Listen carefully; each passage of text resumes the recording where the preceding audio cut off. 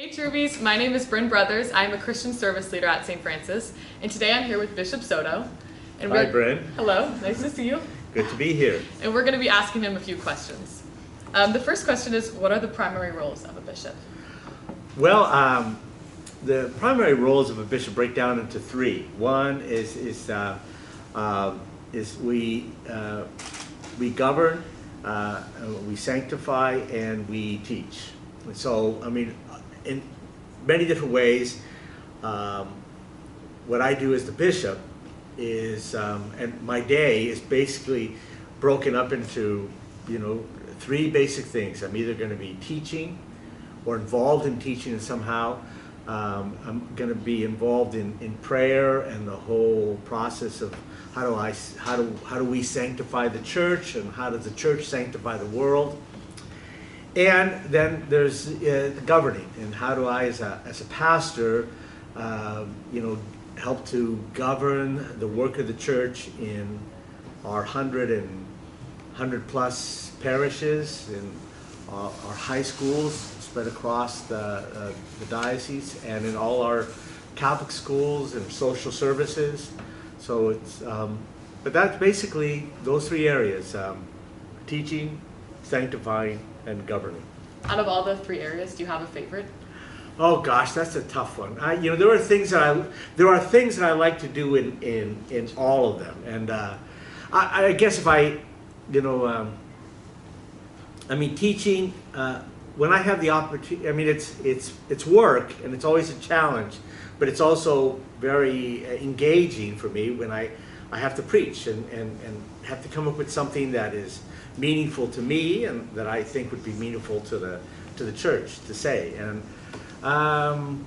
then sanctifying, I'll say I've been a priest over 40 years, and to me it's amazing that as many times as I've celebrated Mass, I never get tired of it.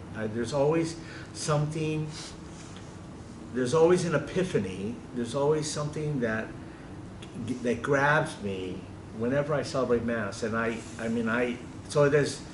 it's definitely a part of my job, but it's also, there's something that then is always bigger than me whenever I'm in liturgy.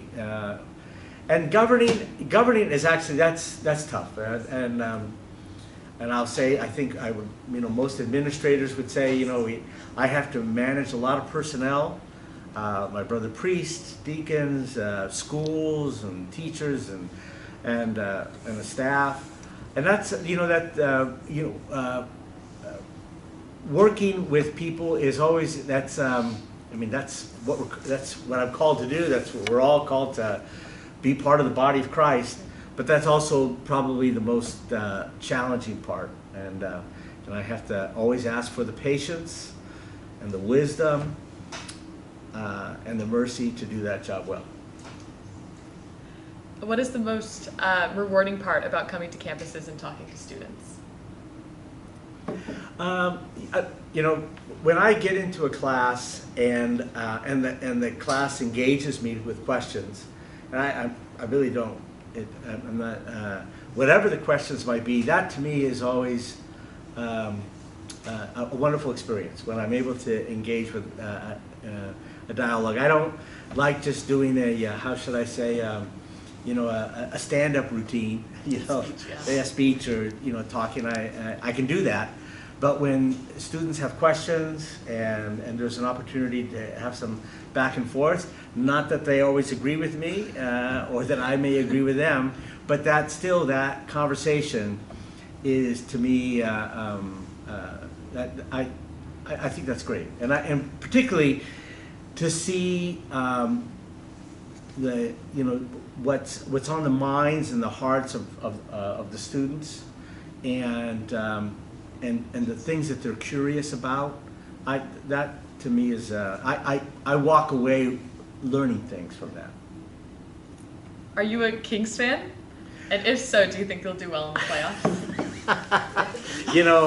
I'll say that I don't have the attention span to be able to follow them, right. to follow them. But I actually, gosh, the last couple of months I got very lucky and was able to go to a couple of Kings games, and they were playing really great basketball, and it was a lot of fun to go. But somebody was telling me, I guess just the other day, they didn't do so well, and it's still, we're not sure they're going to get into the playoffs, but we'll see. Hopefully. Yeah. If you didn't become a bishop, what job would you want to have? Oh, geez. That's a tough one. When I was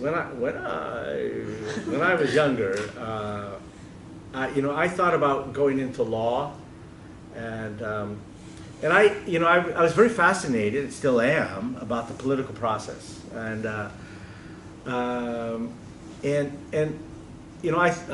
thought a lot about that, but I was also, as a young priest, because as a young priest, I was very caught up with the Vatican II document, Gaudium et Spes, which was the pastoral constitution of the church in the modern world.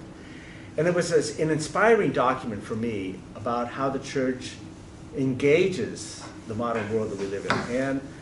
And so, I just thought, well, even though the political order and the social and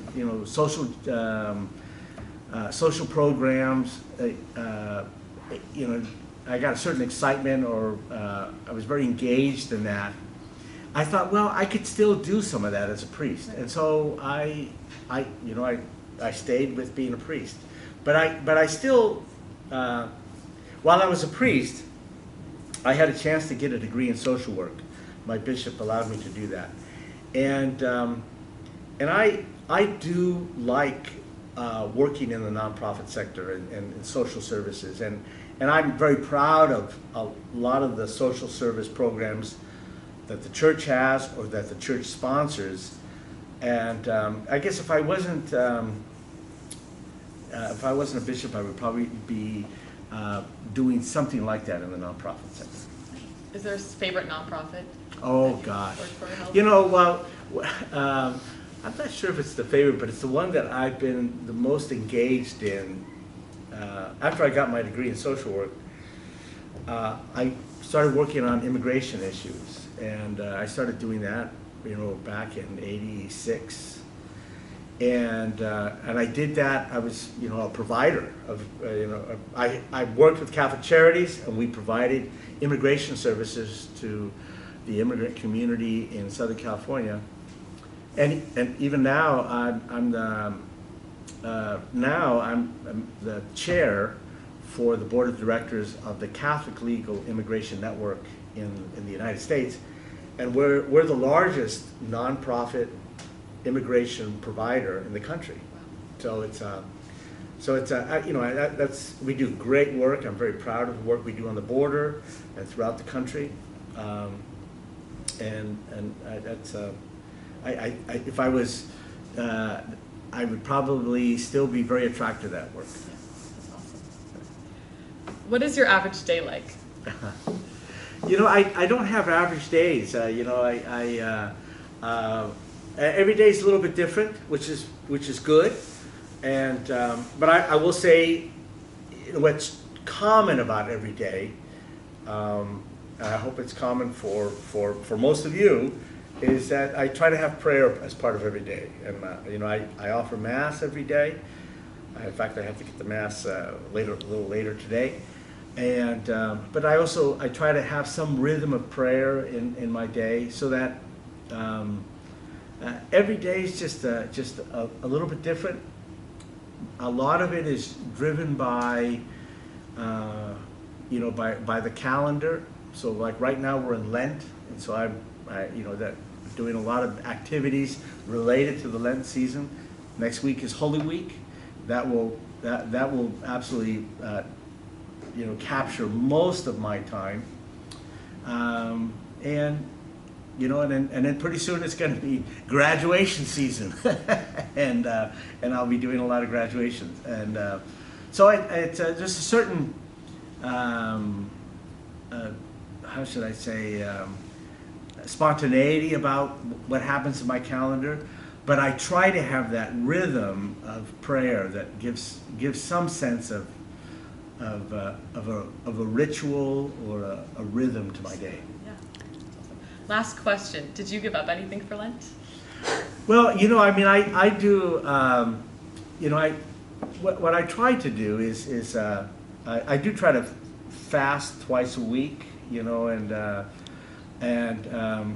I think, like a lot of people,